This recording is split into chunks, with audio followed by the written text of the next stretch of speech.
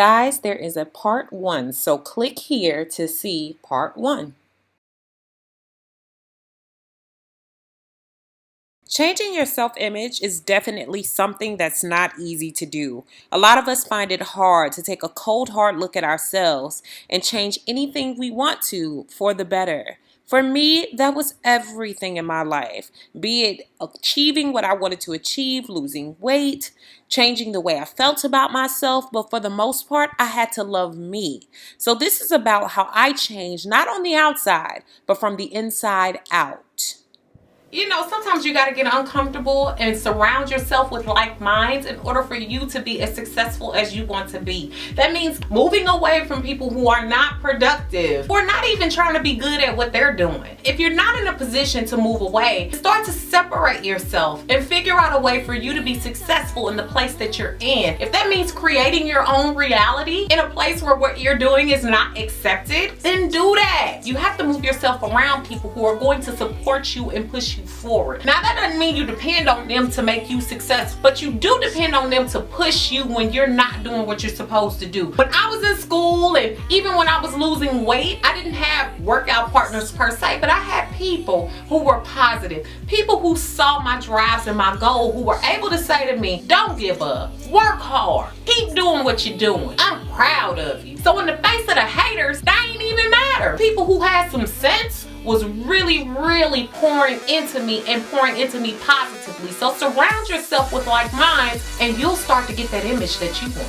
I want you to stop comparing yourself to other people. It was about me, not about other people. So even though you look at people that come before you, even though you have wonderful like minds around you, you still have to create what you want to see for you. I couldn't be everybody else. Even when I was losing weight and I was looking at all those pictures of these beautiful people with beautiful shapes, I didn't know what I was going to end up with in the end. I just wanted to be healthy. So therefore, I started to foster my own look. I started to dress myself up, wear clothes that made me feel successful. I put on jewelry that maybe other people did not like. I created my own identity. I started doing things that other people didn't necessarily like for themselves, but I had to define what I liked for me. And just because she was wearing it or just because he had it didn't mean it was gonna be great for me. And just because I had it on didn't mean it was gonna be great for other people. But for me, I had to figure out what was going to be my best, what was going to be the effort I was gonna put forth. And even when I was going natural, I couldn't say to myself, oh my God, cutting my hair, people are not gonna like it. I had to let go of that. I had to let go of what other people would think and me comparing myself to other people, cause boo, I ain't you. I don't like your hair. I ain't you. I don't like your clothes. I ain't you. I don't like how you talk. I ain't you. Do you pay my bills? Final question.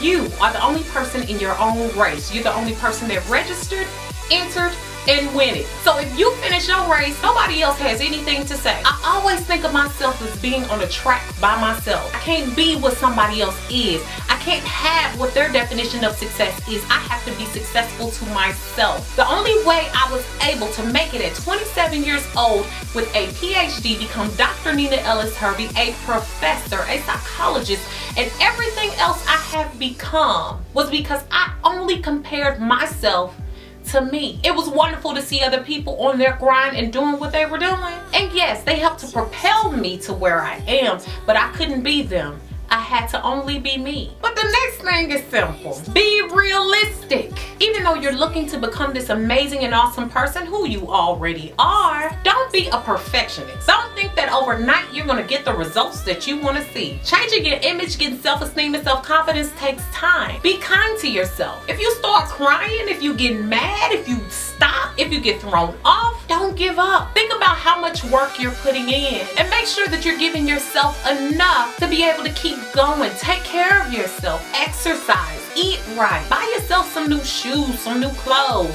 some new tattoos. I used to get hard on myself. I used to cry about things I couldn't change. And then I realized, you know what? Everybody has something about them that they don't like. Everybody gets scared. Everybody gets mad, even if they're on social media saying that their life is completely perfect. You better believe they lying.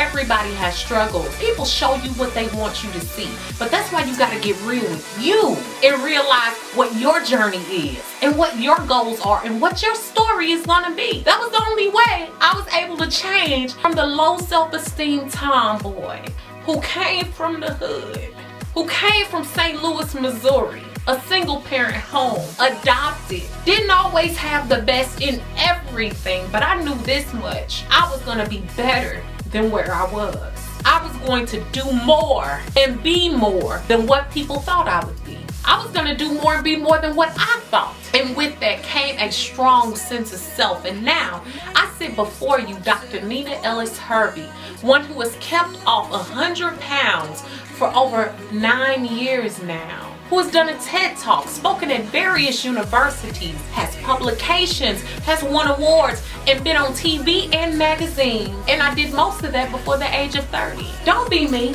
Be better than me. And I'm fine with saying that. You know why? Because I am secure in who I am. Another thing I had to do was stop being afraid to share my accomplishments. A lot of times we learn that if we talk about what we're doing and what we're excited about, that we're bragging or we're showing off or that we're trying to make others jealous of ourselves. Now there's some people out there with low self-esteem that definitely just want validation from other people, but some of us really are living the lives we're talking about and preaching about. And therefore, if that's my reality, I should be able to talk about it. I used to hide my victories, my glories, the things I was doing, and sometimes I do it now. When people get uncomfortable with me getting accomplishments and achievements and being who I am or having the things I have, I've sometimes hidden. But you can't hide. God has given you a light.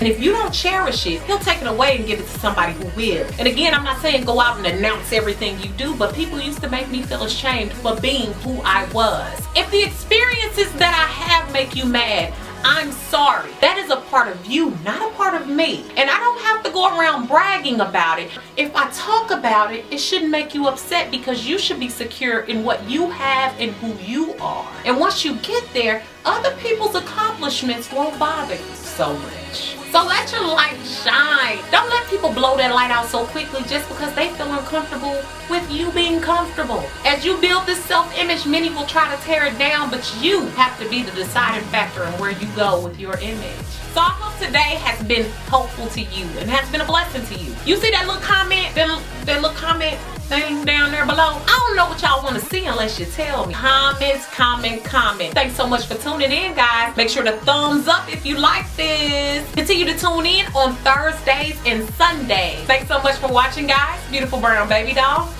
Peace.